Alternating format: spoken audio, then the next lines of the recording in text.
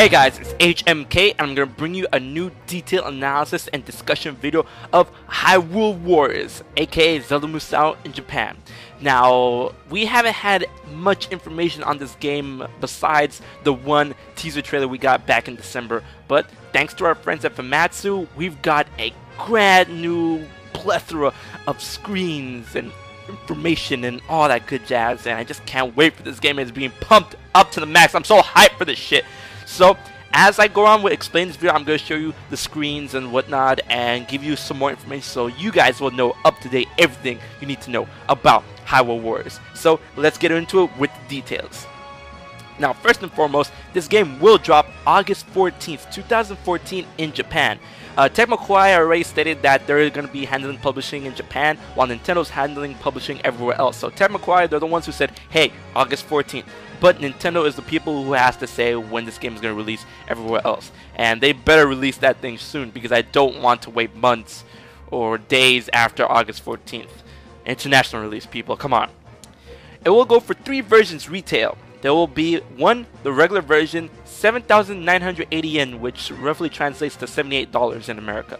The eShop will be 6,980 yen, which roughly translates to $68, and the premium box set will be 11,664 yen, which is around $114. And the premium set comes with a Triforce shaped clock and serial codes for 6 special costumes for Link.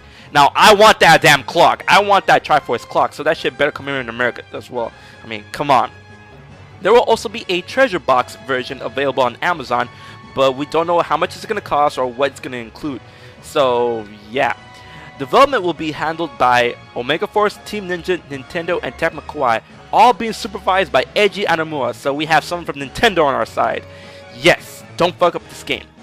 For the story, so far the story goes on like this. This is it in a nutshell. The story is Link is an in-training soldier that must rescue the Princess Zelda from the witch Shia, who has been turned evil somehow. But thanks to our translation forces, we've got a grander glimpse at the story. The game's storyline revolves around Hyrule once again being besieged by evil forces, with Princess Zelda invariably ending up imprisoned and in need of rescuing. At the center of this trouble is Shia, a witch who is once tasked with maintaining the balance of the Triforce. That's a big job, that's a big deal, holy shit, what's this gonna entail? Continuing on, although she was once a good person, Shia came to harbor affections for a hero, which in turn transformed into jealousy towards Zelda for being able to be with him. Oh boy. Eventually, Shia finds her mind under the control of an evil being thought to be sealed away, leading her to bring disaster to the kingdom. The hero she fell for is Link, and now she stands in opposition to him with comrades Valga and Wizro at her side, setting into motion another conflict with Hyrule as epicenter. Oh damn, war, battles, love, romance? Damn, Link, you know how to put on the ladies. But, jeez, this game is looking pretty edgy for a Zelda title so far. And we have official character bios for some of the characters, such as Link. Link, the hero, an exceptionally strong soldier within Hyrule's army. The Triforce of Courage dwells within him. He is a kind individual that can speak to fairies and has a strong sense of justice within him that makes him firmly stand against evil and stand his ground against them, even if they're stronger than he is. His combat style relies on quick and nimble footwork in order to mess with his opponents. While he can use various weapons, his main weapon has always been a speed type sword.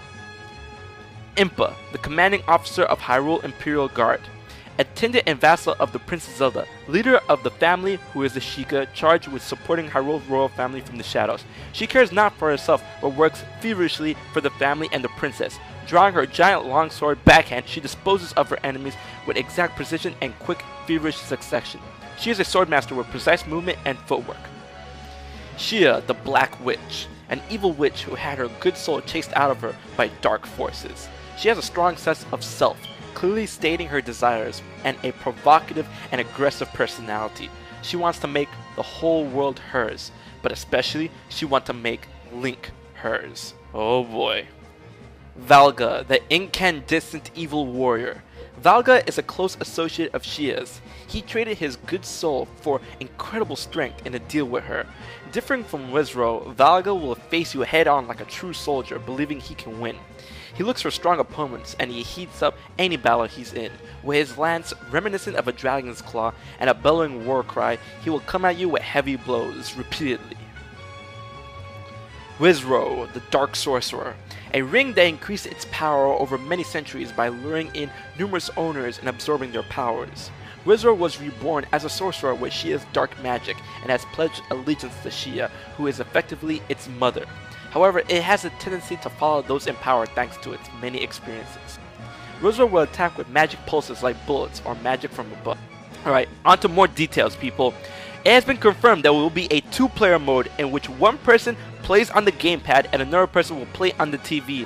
When playing alone, the gamepad acts as a menu. Now, this is a great feature. Now, we don't know if this is going to be online enabled because there has been past Warriors games that has been online, and I would like it to be online. But so far, it's only 2-player with one person on the big screen and one person on the gamepad, which is great, so it doesn't have to go split screen and all that bullshit. Equipping different weapons onto characters will change the way they fight. As we've seen in the trailer, we've seen Link with the sword and the fire rod, including speed-focused one-handed sword attacks and heavier weapons that focus on damage. There will be a weapon upgrading system and character growth and improvement. What we've seen is that in the past Dynasty Warrior games, you can increase the power of your weapon and your person, but in this time around, in Hyrule Warriors, we've seen the only character growth we've seen is the heart container improvement, and that's pretty much it. But it seems that there's going to be a more in-depth improvement and growth system for the characters. Musou action will be combined with Zelda series Z targeting. That means you can avoid attacks and focus on enemy weak spots. So that means you can fight against big legions of Boogeyblins like crazy and don't have to lock on. But when it comes to a big enemy such as the Zafro or Captain or Dodongo, you can Z target them. So that's going to prove a good mesh between the two series gameplay styles. The Zelda spin attack will appear instead of the Musou Rambo of the Musou franchise. Bombs will make an appearance, but won't be just used for throwing at enemies, so I think it'll be used to break down walls, break down fortresses, and, you know, blow up rocks and all that good jazz. Impa is confirmed to be playable alongside Link, and there'll be several other characters to be playable too, and a bunch of them has surprised Eiji and more. Now, this game will be playable at E3, and the development of the game is 70% complete and will be showcased at E3.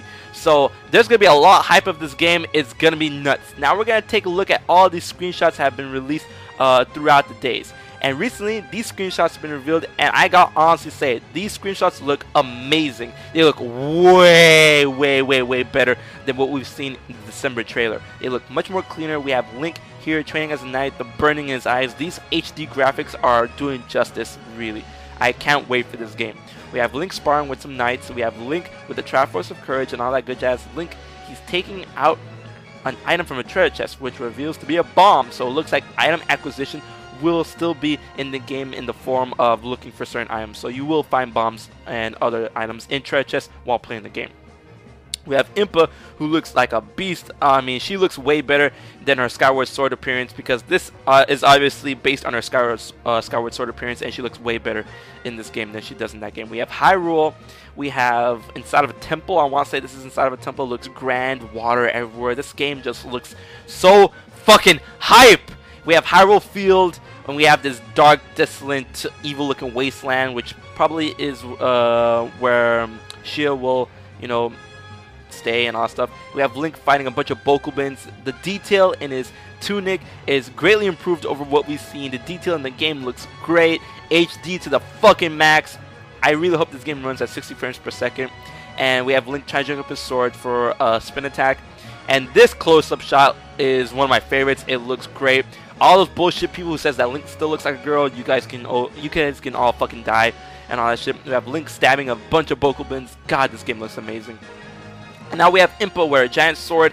Everyone says it looks like a giant sword, but a giant longsword, but it looks a little bit like a giant katana-ish thing. And I just can't wait to see how she fights. This looks pretty ballin' and all that good jazz. I mean, she's playable, so I can't wait to see what other playable characters we're gonna get and all that good jazz. And you can see here when she's attacking, she has some sort of incantation or magical rune in her attacks, but it looks great. And here we have the sexy woman Shia, who is the bad guy, who is the witch, who is shedding up all this shit in motion. She captures Zelda and she is in love with Link. Holy damn, look at that body. She looks so sexy as fuck.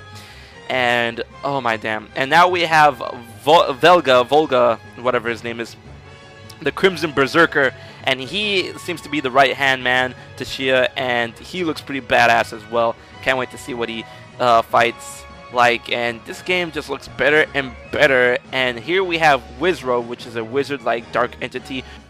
What we do know is that she revived this, and Wizro looks to her as its mother. And all the screens, all this jazz looks so amazing.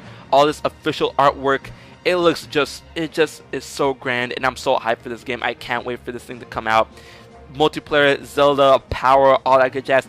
Damn, Nintendo and Tecmo, they know how to build a game in order for us to wait for Zelda Wii U. But still, I am still hyped for Zelda Wii U, but I'm equally hyped for this game at the moment right now. Are you guys hyped? I hope this shit was informative, and I hope you guys had a good time looking at all this glorious shit. But until next time, it will be time, and until then, I've been HMK, and I'll check you guys later.